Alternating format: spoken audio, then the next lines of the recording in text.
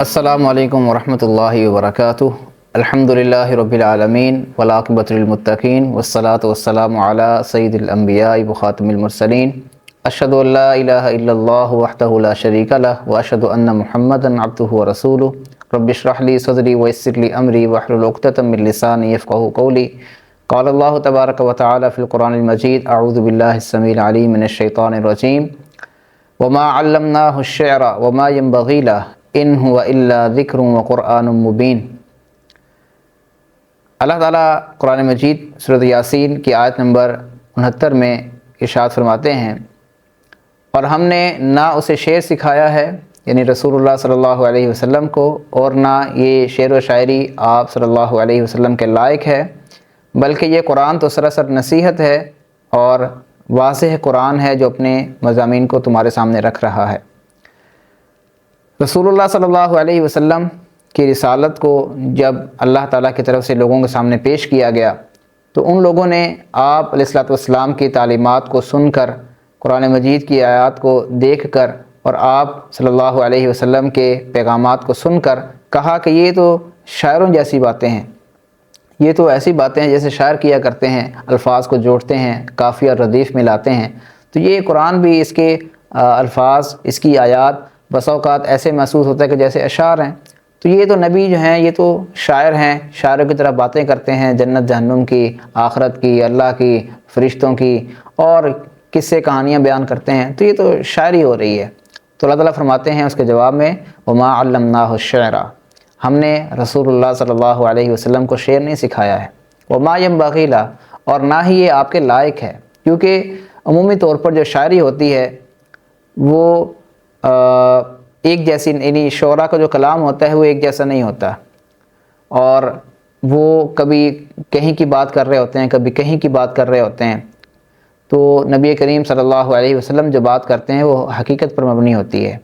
شاعر جو ہوتا ہے وہ گفتار کا غازی ہوتا ہے، جبکہ نبی صلی اللہ علیہ وسلم کردار کے غازی ہیں۔ آپ جو بات کرتے ہیں اس پر عمل کر کے دکھاتے ہیں، شاعر بات کرتا ہے لیکن اس پر عمل نہیں کرتا۔ تو یہ لوگ جو سمجھتے ہیں کہ رسول اللہ صلی اللہ علیہ وسلم شعر پیش کر رہے ہیں تو تمہارے اندر بھی تو شاعر موجود ہیں، ان سے کہو کہ ذرا اس کا جواب دے کر دیکھیں، لیکن کسی بندے سے ایسا نہیں ہو سکا کہ وہ قرآن مجید کے جواب میں کوئی ایسی آیت لے کر آتا یا کوئی ایک صورت لے آتا یا 10 صورتیں لے آتا جو قرآن کے مضامین جیسے مضامین رکھتی ہیں، قرآن کے اسلوب جیسا اسلوب رکھتی ہیں،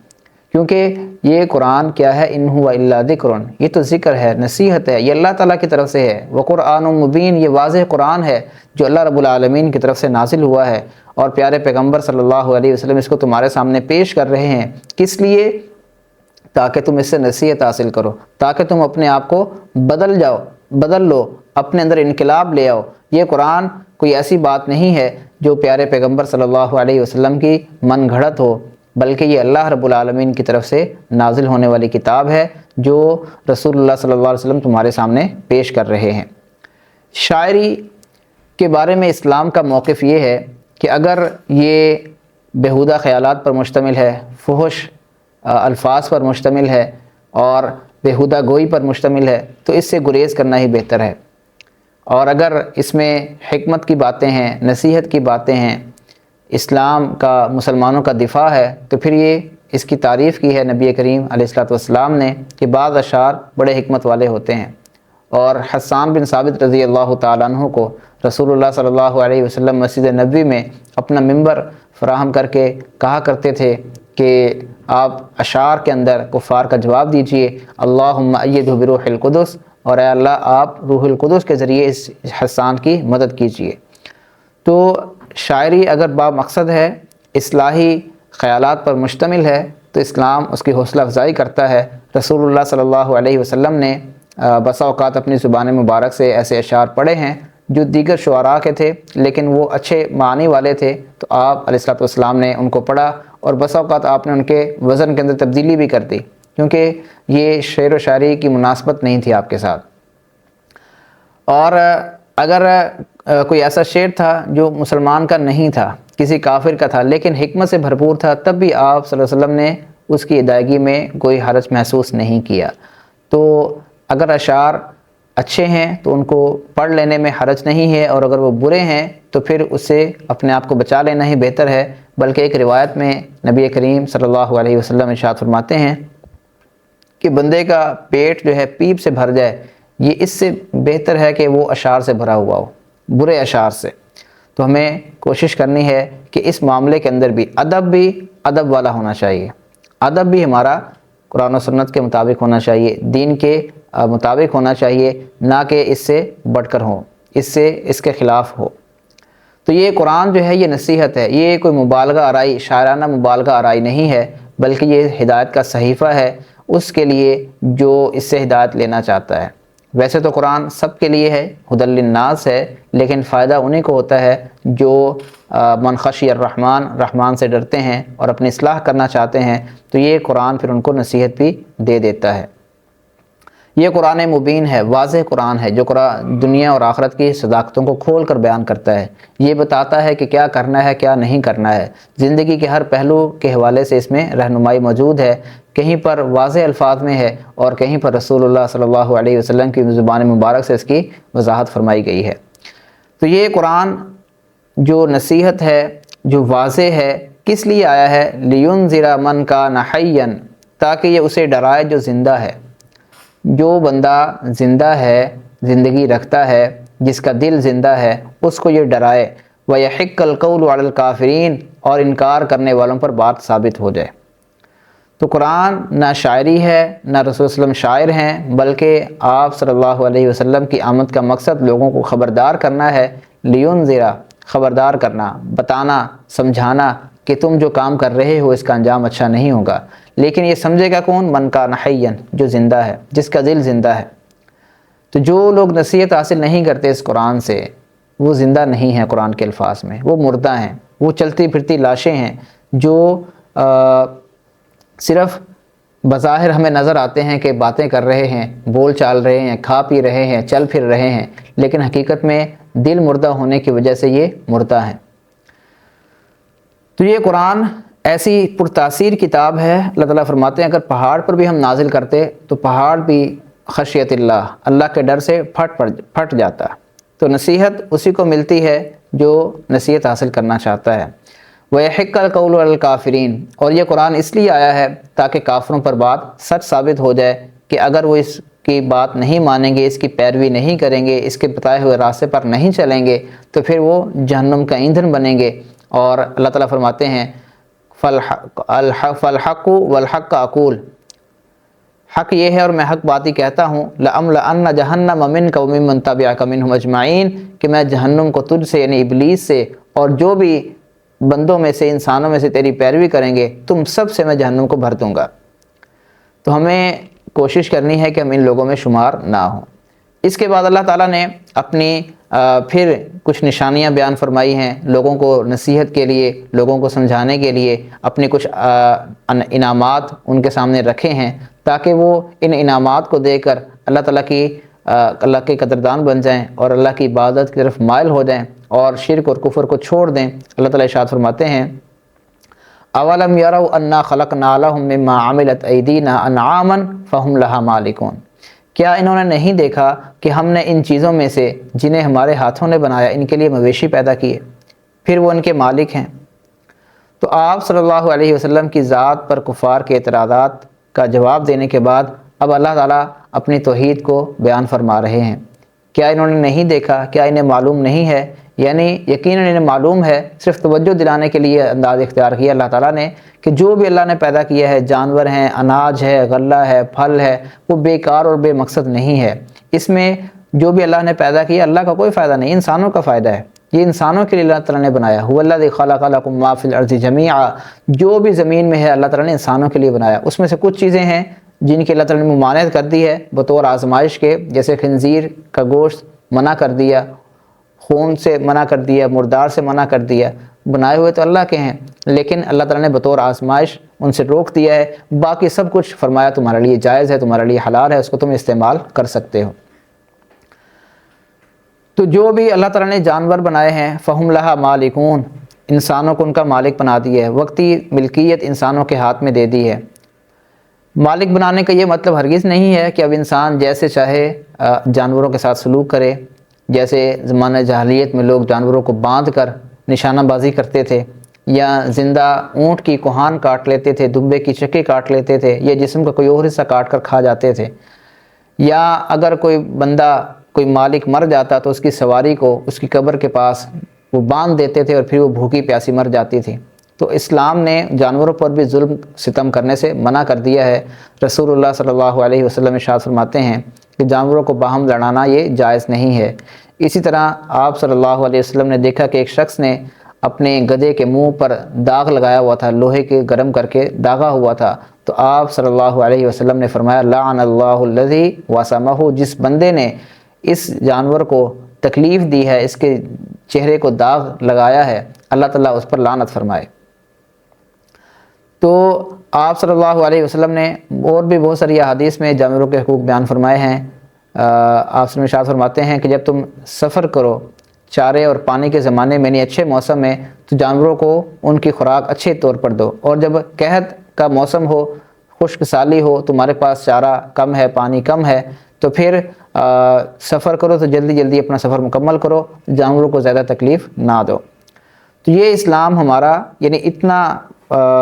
پرامن اور اتنا یعنی ہمدرد ہے دین ہے کہ جو جانوروں پر بھی ظلم و ستم کرنے سے منع کرتا ہے۔ رسول اللہ صلی اللہ علیہ وسلم نے فرمایا جب تم جانور کو ذبح کرو تو اس میں بھی تم احسان سے کام لو۔ کیسے احسان کیا جائے؟ کہ اپنی چھری کو تیز رکھو اور اپنے ذبیحے کو آرام پہنچاؤ۔ اسی طرح رسول اللہ صلی اللہ علیہ وسلم ارشاد فرماتے ہیں کہ ایک عورت کو اللہ تعالیٰ نے صرف اس وجہ سے جہنم کے اندر ڈالا کہ اس نے ایک بلی کو اس نے باندھا اور خود نہ کھانے کے لیے کچھ دیا اور نہ اس کی رسی کھولی تاکہ وہ خود ہی کھا پی لیتی، اور وہ بھوکی پیاسی جب مر گئی تو اللہ تعالیٰ نے اس بلی کی وجہ سے اس عورت کو جہنم کے اندر ڈال دیا۔ تو یہ جانور جن کا اللہ تعالیٰ نے ہمیں مالک بنایا ہے، یہ ہماری ملکیت میں دیے ہمارے فائدے کے لیے کہ ہم ان سے فائدہ اٹھائیں۔ وَذَلَّلْنَاهَا لَهُمْ، اللہ فرماتے ہیں ہم نے ان کو ان کے تابع کر دیا ہے۔ فَمِنْهَا رَكُوبُهُمْ وَمِنْهَا يَأْكُلُونَ، ان میں سے کچھ پر لوگ سواری کرتے ہیں، کچھ کو کھاتے ہیں۔ تو یہ اللہ تعالیٰ کے بخشش ہے، اللہ کا انعام ہے، اللہ تعالیٰ کی مہربانی ہے کہ اس نے ان جانوروں کو ہمارے سامنے فرما بردار بنا دیا ہے۔ ایک یعنی بچہ ہوتا ہے، اونٹ کی ناک میں نکیل ڈال کر رسی اس کے ہاتھ میں پکڑا دی جاتی، بچہ اس کو جہاں چاہتا ہے لیے پھرتا ہے۔ تو یہ اللہ تعالیٰ کی مہربانی ہے کہ اللہ تعالیٰ نے ایسے جانوروں کو جو اڑیل قسم کے بھی ہوتے ہیں انسان کا تابع بنا دیا ہے۔ تو جو انسان کے تابع ہے، جو جانور انسان کے فرما بردار ہیں، انسان کی بات ماننے والے ہیں، اس کے حکم پر عمل کرنے والے ہیں، وہ کب اس بات کے مستحق ہو سکتے ہیں کہ ان کی پوجا کی جائے؟ تو کتنی بے وقوفی کی بات ہے کہ جانور ہاتھی ہے، اونٹ ہے، شیر ہے، یہ جو انسانوں کے مطیع اور فرما بردار بن جاتے ہیں، یہ انسان ان کو اپنا معبود بنا لے تو اس سے بڑی کوئی بے وقوفی اور حماقت نہیں ہو سکتی ہے۔ پھر اللہ تعالیٰ ارشاد فرماتے ہیں وَلَهُمْ فِيهَا مَنَافِعُ وَمَشَارِبُ أَفَلَا يَشْكُرُونَ، اور ان کے لیے اس میں کئی فائدے اور پینے کی چیزیں ہیں، تو کیا وہ شکر ادا نہیں کرتے؟ یعنی جانوروں سے اللہ تعالیٰ انسانوں کو دودھ پلاتے ہیں، اور پھر دودھ سے دہی بن جاتی ہے، گھی، لسی اور دیگر اشیاء بھی بن جاتی ہیں۔ اون سے اور چمڑے سے لباس بنتا ہے، جوتے، خیمے، ڈول، مشکیزیں اور دیگر چیزیں انسان تیار کر لیتا ہے، تو یہ انہی جانوروں سے ہی حاصل ہوتی ہیں۔ تو اس لیے ان جانوروں کو پالنا اور ان سے فائدہ اٹھانا یہ انسان کے لیے اللہ تعالیٰ نے حلال کیا ہے۔ تو ان سے فائدہ اٹھانے کے بعد ہمیں کیا کرنا ہے؟ اللہ کا شکر ادا کرنا ہے، اللہ تعالیٰ کی ناشکری نہیں کرنی ہے۔ جو بھی انہی جانور اللہ تعالیٰ نے بنائے ہیں، کسی کو ہم کھاتے ہیں، کسی پر سواری کرتے ہیں، کسی سے فائدہ اٹھاتے ہیں، کسی سے پینے کی کوئی چیز ہمارے لیے دستیاب ہو جاتی ہے، تو ان سب چیزوں کو استعمال کرنے کے بعد اللہ تعالیٰ کا شکر ادا کرنا ہے جس نے اس کو بنایا ہے اور ہمارے لیے بنایا ہے، ہمارے فائدے کے لیے بنایا ہے۔ تو اللہ رب العالمین کا شکر ادا کرنے کا طریقہ جیسے کہ پہلے بھی ذکر ہوا تھا، زبان سے بھی ہوتا ہے، زبان سے اللہ کا نام لیا جائے، جو بھی نعمت ہم استعمال کریں الحمدللہ کہہ کر اس کو استعمال کریں، اور اسی طرح اپنے دل سے بھی، یعنی دل کے اندر بھی احساس تشکر ہونا چاہیے بندے کے کہ اللہ تعالیٰ نے یہ کچھ ہمیں عطا کر دیا ہے۔ اور اسی طرح اللہ رب العالمین کے احکامات کی پر عمل کر کے بھی انسان اللہ کا شکر ادا کر سکتا ہے، جیسے کہ اللہ تعالیٰ نے فرمایا اعملوا آل داود شکرا، اے آل داود شکر ادا کرو، شکر ادا کرنے کے لیے عمل کرو، وقلیل من عبادی الشکور، اور اللہ کے شکر گزار بندے تھوڑے ہی ہوتے ہیں۔ تو اس لیے ہمیں کوشش کرنی ہے کہ ہم مشرکوں کے راستے پر، کفار کے راستے پر نہ چلیں، بلکہ اللہ تعالیٰ کی بات مانتے ہوئے شکر کرنے والے بندے بن جائیں۔ اس کے بعد اللہ رب العالمین اگلی آیت میں ارشاد فرماتے ہیں کہ ان تمام نعمتوں کو دیکھ کر بھی یہ لوگ کیا کر رہے ہیں، وَاتَّخَذُوا مِن دُونِ اللَّهِ آلِهَةً لَعَلَّهُمْ يُنصَرُونَ، ان لوگوں نے اللہ کے سوا کئی معبود بنا لیے ہیں تاکہ ان کی مدد کی جائے۔ یعنی اللہ تعالیٰ کے انعامات پر اللہ کا شکر ادا کرنے کی بجائے یہ دیگر بتوں کی پوجا کر رہے ہیں، دیگر معبودوں کو پوج رہے ہیں اور ان کے سامنے اپنے ہاتھ جوڑ رہے ہیں، ماتھا ٹیک رہے ہیں، ہاتھ اٹھا رہے ہیں، ان سے مانگ رہے ہیں۔ تو جو اللہ کو چھوڑ دیتا ہے اور دوسرے معبودوں کو پوجنے لگتا ہے، ان کے سامنے وہ کھڑا ہو جاتا ہے، تو اللہ تعالیٰ فرماتے ہیں وَاتَّخَذُوا مِن دُونِ اللَّهِ آلِهَةً لِيَكُونُوا لَهُمْ عِزًّا، تاکہ یہ ان کے لیے باعث عزت ہوں، ایسا ہرگز نہیں ہوگا۔ یہ جو مشرکین ان بتوں کی پوجا کر رہے ہیں اور ان کے سامنے ہاتھ جوڑ رہے ہیں، ان کو راضی کرنے کی کوشش کر رہے ہیں، تو یہ بت ان کے کام آنے والے نہیں ہیں۔ لا یستطیعون نصرہم، وہ ان کی کوئی مدد نہیں کر سکتے۔ وہم لہم جند محضرون، اور یہ مشرک خود لشکر بن کر ان کے سامنے کھڑے رہتے ہیں، حاضر ہوتے ہیں۔ یعنی اپنے بتوں کی حفاظت کرنے کے لیے ان کو محنت کرنی پڑتی ہے، تو یہ کیسے معبود ہیں جو نہ ان کی مدد کر سکتے ہیں، نہ ان کو کچھ دے سکتے ہیں، نہ ان کے اوپر آنے والا کو نقصان دور کر سکتے ہیں، نہ ان کو کوئی فائدہ پہنچا سکتے ہیں، اور نہ وہ اپنی حفاظت کر سکتے ہیں، بلکہ ان مشرکوں کو ان بتوں کی حفاظت کرنی پڑتی ہے۔ تو کس طریقے سے یعنی یہ بے وقوفی کے، جہالت کے گڑھے کے اندر یہ ڈوبے ہوئے ہیں اور اس کے دریا کے اندر غرق ہیں کہ اللہ رب العالمین کو چھوڑ کر جو سب کچھ دینے والا ہے، یہ ایسی چیزوں کے پیچھے لگے ہوئے ہیں جو ان کو کچھ بھی دے نہیں سکتے ہیں۔ فلا يحزنك قولهم، اللہ تعالیٰ فرماتے ہیں نبی کریم صلی اللہ علیہ وسلم کو، ان کی بات آپ کو غم زدہ نہ کرے، آپ کو پریشان نہ کرے۔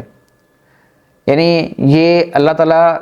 کو نہیں مان رہے، آپ صلی اللہ علیہ وسلم کو نہیں مان رہے، آخرت کو نہیں مان رہے، بلکہ آپ صلی اللہ علیہ وسلم کے بارے میں غلط قسم کے باتیں کر رہے ہیں، تو ان کی باتوں پر آپ غم زدہ نہ ہوں، پریشان نہ ہوں۔ اِنَّا نَعْلَمُ مَا يُسِرُّونَ وَمَا يُعْلِنُونَ، یہ جو کچھ چھپاتے ہیں، جو کچھ ظاہر کرتے ہیں، ہم سب جانتے ہیں۔ ہمیں پتہ ہے کہ یہ کس طریقے سے آپ صلی اللہ علیہ وسلم کو پریشان کر رہے ہیں، ہم جانتے ہیں، آپ پریشان نہ ہوں۔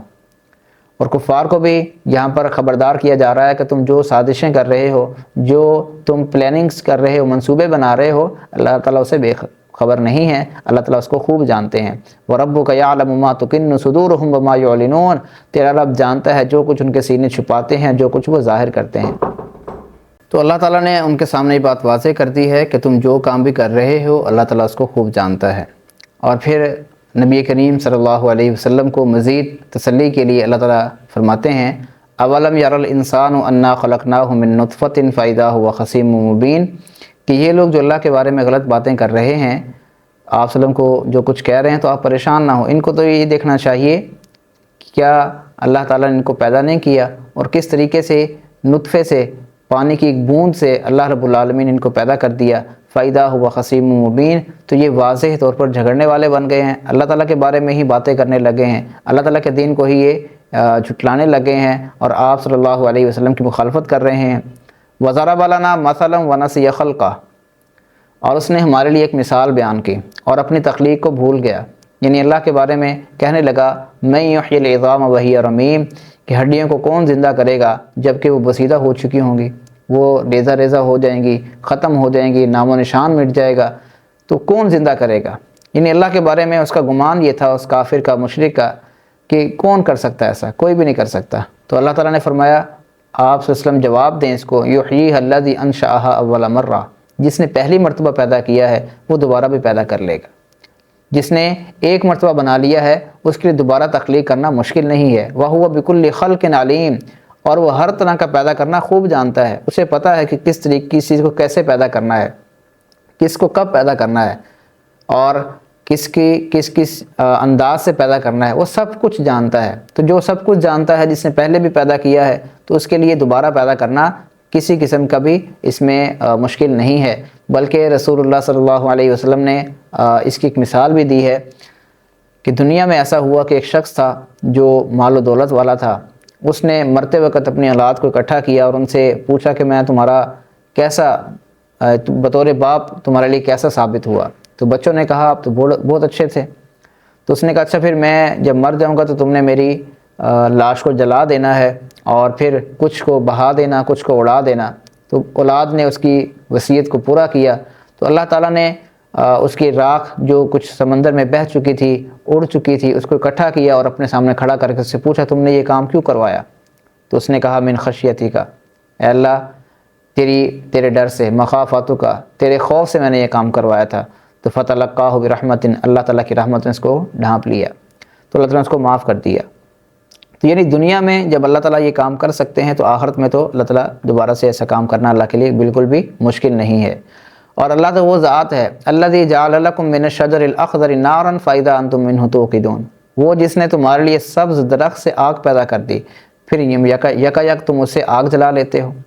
آگ عموماً خشک چیز کو جلاتی ہے، لیکن اللہ تعالیٰ چاہتے ہیں تو درخت سے آگ پیدا کر دیتے ہیں۔ عرب میں ایسے درخت تھے جن کی ٹہنیوں کو رگڑنے سے آگ پیدا ہوتی تھی، تو اللہ تعالیٰ فرماتے ہیں اگر درخت سے آگ بن سکتی ہے تو ہڈیوں سے گوشت کیوں نہیں بن سکتا ہے؟ جو اللہ تعالیٰ یہ کام کر سکتا ہے وہ دوسرا کام کیوں نہیں کر سکتا؟ تو اللہ تعالیٰ تو قادر ہے۔ اولیس الذی خلق السماوات والارض بقادر علی ان یخلق مثلہم، کیا جس نے آسمانوں اور زمین کو پیدا کیا اس پر قادر نہیں ہے کہ ان جیسے اور پیدا کر دے، یہ انہی کو دوبارہ پیدا کر دے؟ بلا، کیوں نہیں، وہو الخلاق العلیم، وہی تو سب کچھ پیدا کرنے والا ہے، سب کچھ جاننے والا ہے۔ تو انسان کے دوبارہ پیدائش میں، موت کے بعد دوبارہ اٹھنے کے جو دلائل قرآن نے دیے ہیں، ان میں سے ایک دلیل یہ بھی ہے کہ جب اتنا وسیع آسمان اور اتنی زمین جو ہموار ہے، جس کی پیدائش، جس کو بنانے میں اللہ تعالیٰ کو کوئی مشکل پیش نہیں آئی، جب وہ یہ کر سکتا ہے تو انسان کی پیدائش کیوں مشکل ہے؟ اَأَنْتُمْ أَشَدُّ خَلْقًا أَمِ السَّمَاءُ بَنَاهَا، کیا پیدا کرنے میں تم زیادہ مشکل ہو یا آسمان جسے اللہ نے بنا دیا ہے؟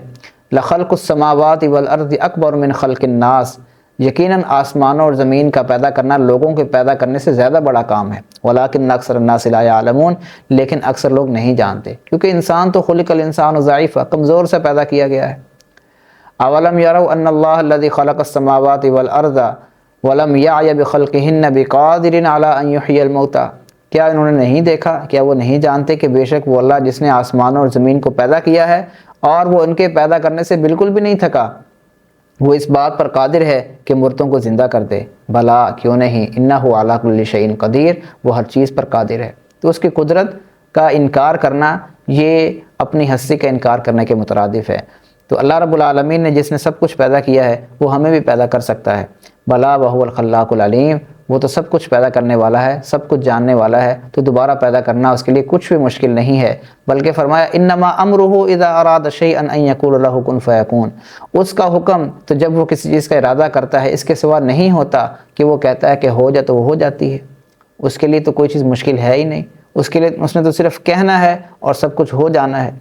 اسے کسی کارخانے کی، کسی مشین کی ضرورت نہیں ہے، اس کا کن کہہ دینا ہی کافی ہے۔ فسبحان الذی بیدہ ملکوت کل شیء والیہ ترجعون، پاک ہے وہ ذات جس کے ہاتھ میں ہر چیز کی کامل بادشاہی ہے، جو سب چیزوں کا مالک ہے، جو سب کا بادشاہ ہے۔ والیہ ترجعون، اور اسی کی طرف تم لوٹائے جاؤ گے۔ تو جب سب چیزوں کا مالک وہ ہے، خالق وہ ہے، پیدا کرنے والا وہ ہے اور ان کا نظام چلانے والا وہ ہے، اور تمہیں بھی لوٹ کر اسی کی طرف جانا ہے، تو پھر تم کس منہ سے اس کا انکار کرتے ہو؟ کس منہ سے تم اس کے دوبارہ تمہیں پیدا کرنے سے تمہیں ہچکچاہٹ محسوس ہوتی ہے اور تم یہ سمجھتے ہو کہ شاید وہ اس کی طاقت نہیں رکھتا؟ تمہیں اس بات پر غور کرنا چاہیے اور دیکھنا چاہیے کہ تم کیا کر رہے ہو، تمہاری عقل تمہیں کس بات کی طرف لے جا رہی ہے۔ یہ محمد الرسول اللہ صلی اللہ علیہ وسلم جو تمہارے سامنے اللہ کا کلام برحق پیش کر رہے ہیں، یہ یقیناً اللہ کی طرف سے ہے، کیونکہ اس میں جو باتیں کی جا رہی ہیں وہ ساری کی ساری لاجیکل ہیں، وہ ساری کی ساری حق واقعہ کے مطابق ہیں، اس میں کوئی ایک بات بھی ایسی نہیں ہے جو انسان کے لیے جس کو سمجھنا ناممکن ہو۔ اللہ تعالیٰ نے بالکل واضح مثالیں دے کر سمجھایا ہے، اس کے باوجود بھی اگر کوئی سمجھنے کے لیے تیار نہیں ہے تو اس کو اپنی عقل پر ماتم ہی کرنا چاہیے۔ اللہ رب العالمین سے دعا ہے کہ ہم نے جو کچھ اس رمضان میں سورۃ الحجرات کی اور سورۃ یاسین کی تفسیر سیکھی ہے اور اس میں جو ہمارے لیے عملی پوائنٹ تھے ان کو اللہ تعالیٰ ہمیں اپنی زندگی میں اپنانے کی توفیق عطا فرمائے، ہمیں اپنے کردار کو بدلنے کی توفیق عطا فرمائے، کیونکہ یہ رمضان آیا ہی اس لیے تھا تاکہ ہم اپنے آپ کو بدلیں، اور اگر ہم اپنے آپ کو بدل نہیں سکے تو ہمیں یاد رکھنا چاہیے کہ ہم ان بدبختوں میں شمار ہو جائیں گے جن کے بارے میں جبریل امین نے بددعات کی تھی اور رسول اللہ صلی اللہ علیہ وسلم نے اس پر آمین کہا تھا۔ روایت میں ہے پیارے پیغمبر علیہ الصلوۃ والسلام ایک مرتبہ ممبر پر تشریف فرما ہو رہے تھے کہ آپ نے آمین کہا، پھر آمین کہا، پھر آمین کہا۔ بعد میں جب صحابہ اکرام نے دریافت کیا کہ یا رسول اللہ یہ کیا معاملہ تھا، پہلے تو کبھی ایسا نہیں ہوا، تو آپ صلی اللہ علیہ وسلم نے فرمایا کہ جب میں چڑھ رہا تھا ممبر پر تو جبرائیل آئے تھے اور انہوں نے کہا تھا